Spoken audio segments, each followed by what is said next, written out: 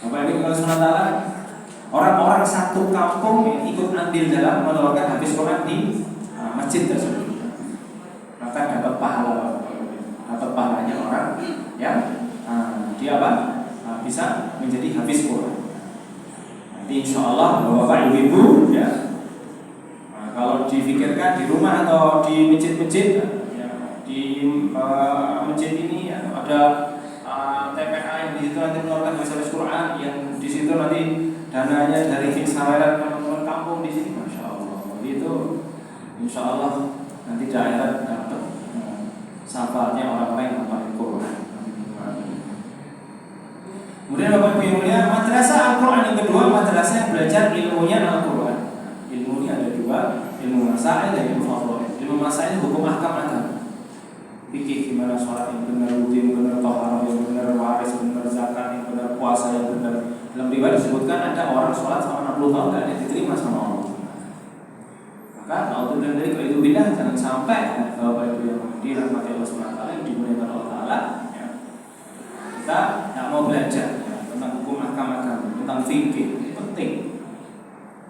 Maka alhamdulillah hampir setiap masjid ini pun ada pengajian fikih, gimana biar sholatnya benar, wudhunya benar ya, dan lain sebagainya, puasanya benar. Kemudian ada juga ilmu fadhail. Jadi ilmu Quran ada dua, madrasah yang belajar ilmu Al-Quran ada dua, ada ilmu masail di hukum agama. Kemudian fadhail nanti utama dalam setiap beramal. Ini juga adanya dipikirkan ada di setiap rumah dan di masjid orang Islam. Kemudian Bapak Ibu yang setelah tahu lafadznya, tahu ilmunya, kalau nggak bisa mengamalkan, wah jadi hujan berat nanti di akhir.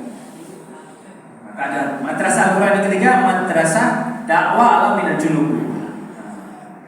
Jadi kalau Bapak Ibu yang sementara ini getol mendakwahkan Al-Quran, baik itu dari lafadznya, ilmunya, amalnya ya.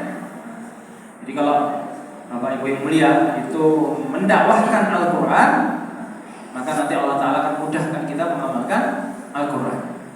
Sebagaimana orang azan, yang azan insya Allah dimudahkan untuk sholat jarang-jarang. Bapak Ibu, orang azan buatan sholat mungkin apa buatan? Insya Allah tiang ingkang azan dipun gampilaken sholat. Jarang-jarang orang azan terus gak sholat. Mesti dan orang sholat. Jadi Bapak Ibu yang mulia, supaya kita dimudahkan mengamalkan Al-Quran, maka kita mendakwahkan Al-Quran. Maka nanti Allah akan mudahkan kita mengamalkan Al-Quran. Di sini sudah janji Allah Ta'ala, ya ladzina amanu taqullaha wa qulu qawlan sadida yuslih lakum a'malakum. Jadi wa qulu qawlan sadida, kata Sayyidina Ibnu Abbas radhiyallahu anhu, wa qulu qawlan sadida di sini ada segala sesuatu yang berkaitan dengan la ilaha illallah, berkaitan dengan segala sesuatu yang dalam Al-Quran. Ini ada ulama mengatakan jumlahnya 6.666 ayat, ada yang mengatakan 6.236. Bapak Ibu yang mulia, itu kalau dicermati ayatul ahkam wal awamir itu halal haram ya, itu tuh paling enggak cuma 500 ayat. Yang 6.000 ayat bicara tentang apa? Tentang dakwah. Kisahnya Nabi Musa, kisahnya Nabi Yusuf, kisahnya Nabi Nuh, kisahnya Nabi Lut, kisah-kisah dalam dakwah. Bapak Ibu akhirul kalam yang mulia, sering kita mungkin mendengar tentang keutamaan baca surat Al-Kahfi. 10 ayat di awal yang kalau kita baca ataupun 10 ayat di akhir, maka kita terjauh dari fitnah. Kita akan jadi orang yang bahagia di dunia dan akhirat kalau terjauh dari fitnah. Yang dimuliakan Allah SWT.